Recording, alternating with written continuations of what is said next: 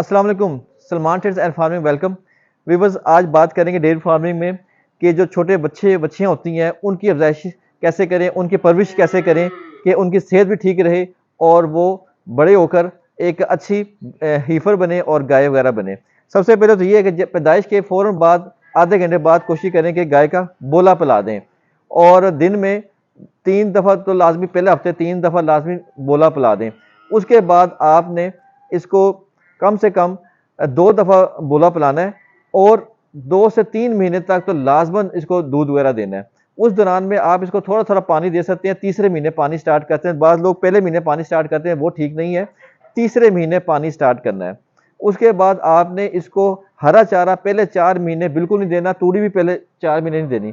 پہلے 4 مہینے اگر آپ اس کا دیں گے نا تو ان کا پیٹ وغیرہ لٹک جاتا ہے, اور پیٹ لٹک جاتا ہے تو وہ گروتھ جو سے ہوتی ہے نا اوپر کی طرف نہیں کرتے, چوڑائی کی طرف کرتے ہیں, اور قد چھوٹا رہ جاتا ہے اور وہ بالکل موٹے ہو جاتے ہیں اور ان کا کوئی میدا نہیں بنا ہوتا.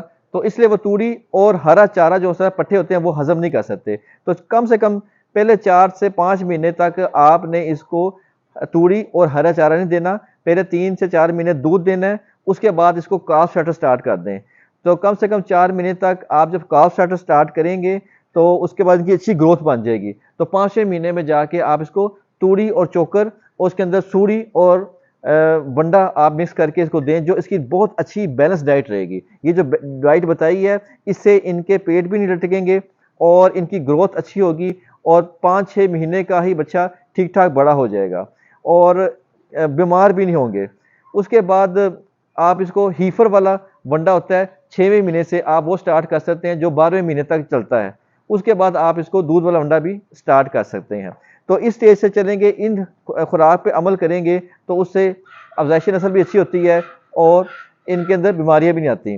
اور کوشش کریں تیسرے مہینے ہی ان کی ڈیورمنگ لازمی کروا دیں, جو ہر 1.5 سے 2 مہینے بعد ان کی لازمی ہونی چاہیے, کیونکہ جب ہرے پٹھے وغیرہ کھاتے ہیں 5ویں مہینے کے بعد تو ان کے پیٹ میں کیڑے پڑ جاتے ہیں, اور کچھ ڈیورمنگ ایسی ہوتی ہے جو ان کے بیرونی اور اندرونی جو چیچڑ وغیرہ ہوتے ہیں ان کی اچھی طریقے سے صفائی کر دیتی ہے. کیونکہ جو بچے ہوتے ہیں ان میں جو خطرناک چیز آتی ہے جس کی وجہ سے ان کی مورٹیلٹی ہوتی ہے, جو مر جاتے ہیں, وہ 2 چیزوں سے ہوتی ہیں, ایک چیچڑ وغیرہ اور دوسرے نمبر پہ ان کے وائٹ ڈائریا ہوتا ہے.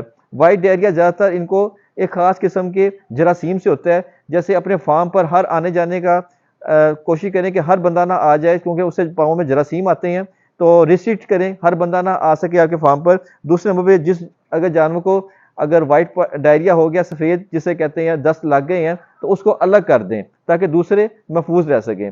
اور سفید دست کا فوراً علاج کریں, وہ ایک جان لیوا ہوتا ہے. اس کے بعد ڈیورمنگ کرواتے رہیں, اندرونی اور بیرونی ڈیورمنگ کراتے رہیں گے تو اس سے بھی جانور محفوظ رہیں گے.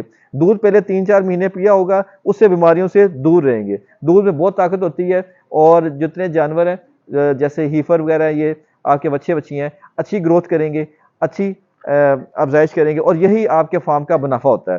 اگر یہی آگے صحت میں رہیں گے, بڑے ہو جائیں گے, تو یہی آپ کو آپ کے فارم پہ ایڈ ہو جائیں گے. انہی سے آپ کے فارم کی ساری منافع بخش کام آپ کا اسی سے چلے گا. تو یہ چیزیں کر لیں گے تو آپ کا فارم منافع میں رہے گا. امید کرتے ہیں آج کی ویڈیو آپ کو پسند آئی ہوگی. نیکسٹ ویڈیو تک کے لیے اللہ حافظ.